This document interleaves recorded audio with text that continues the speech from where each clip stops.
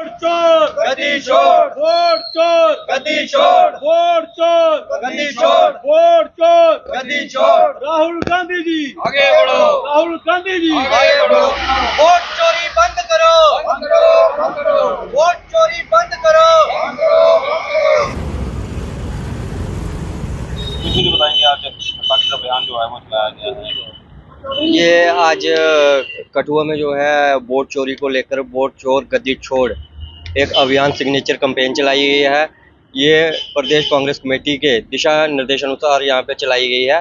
और जैसे कि हम देखें कि पूरे देश में ही जो ये कैंपेन इस समय चल रही है कि किस प्रकार से हमारे जो वोटों की चोरी वो हो रही है और उसको एक्सपोज किया जा रहा है और सरकार की तरफ से कोई जवाब नहीं आ रहा। देखिए किस प्रकार से पिछले दिनों माननीय राहुल गांधी जी ने ये एक्सपोज किया कि एक एक घर में जो है 200 वोट बने हुए हैं, जिन घरों से सिर्फ केवल 2 या 4 व्यक्तियों के रहने की कैपेसिटी है, वहां से 400 वोट 300 वोट निकल रहे हैं। और कई जगहों पे जो लोग जीवित हैं उनको मृत घोषित कर दिया गया है और उनके वोटों की भी चोरी की जा रही है। आज देश में माहौल देखिए कि जो बेरोजगार है वो लाठियां खा रहा है, जो किसान है वो लाठियां खा रहा है और यो कार जो है टस से मस नहीं होती, ना ही किसी की बात सुनने के लिए तैयार है।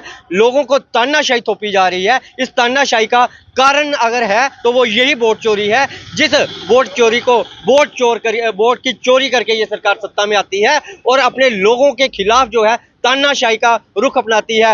आज युवाओं को नौकरियां नहीं दी जाती, युवा आज हताश हो चुका है। आज हमारे किसान जो है वो हताश हो चुके हैं। देश की जनता महंगाई से त्रस्त हो चुकी है, लेकिन ये सरकार है, ये सरकार गुणगान करने में व्यस्त है।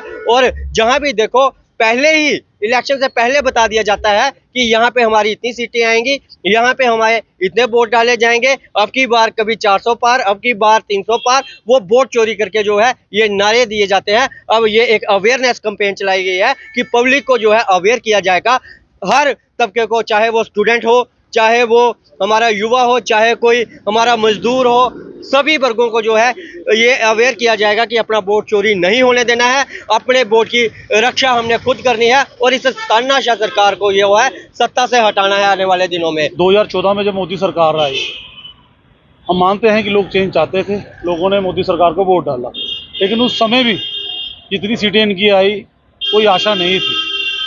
और उसके बाद पुलवामा के नाम पर इन्होंने वोट लिए, लेकिन लोग दुखी थे ग्राउंड पे। अब जो लोगों से पूछा जाता था, लोग बोलते थे हमने तो बीजेपी को वोट डाला ही नहीं। और जब इनकी मीटिंग्स होती थी संघ वालों की, बीजेपी वालों की, तो वो वोट पड़ने से पहले ही बोल देते थे कि हमारा कैंडिडेट 1 लाख वोट से जीतेगा, हमारा कैंडिडेट 1.5 लाख वोट से जीतेगा। इतना कॉन्फिडेंस कैसे?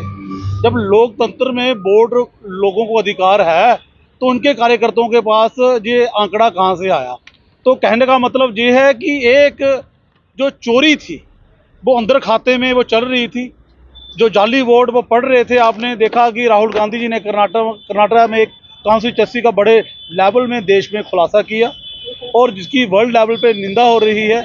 और इलेक्शन कमीशन जो एक फेयर तरीके से जिसको काम करना चाहिए, आज वो भी बीजेपी के दबाव में काम कर रहा है और बीजेपी उसको डिफेंड कर रही है।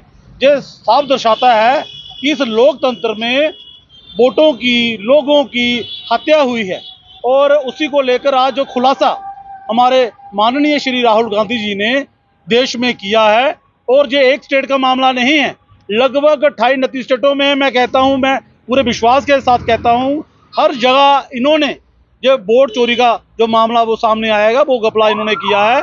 और जो 100 सीटें इन्होंने जीती हैं वो चोरी के आधार पर जीती हैं। और जो इनकी सरकार, मोदी सरकार की जो 240 सीटें आई, उसमें 100 सीटें जो हैं वो चोरी के आधार पर, वोट चोरी के आधार पर वो जो एमपी इनके जीते हैं। और आज उसी को लेकर हमारे जिला कांग्रेस कमेटी के जितने भी कार्यकर्ता, हमारे सीनियर लीडर, उन्होंने आज सिग्नेचर कैंपेन जहां पर डीसी ऑफिस के पास चलाई है।